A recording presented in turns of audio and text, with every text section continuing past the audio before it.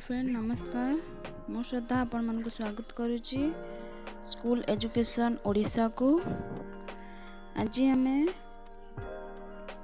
Solve करवा परिमेय संख्या को संख्या रेखा उपरे सूचित कर। तो 7/4 अच्छी प्रथम आम 7/4 को कौन करवा मिश्र संख्यार परिणत करवा।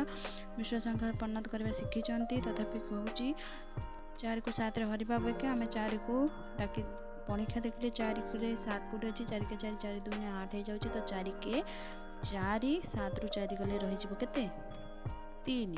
तो 1 पूर्ण 3 तो 4 1 पूर्ण संख्या जेहेतु अच्छी तो 1 आउ 2 भितर ही आमर 7/4 टा रहिबो।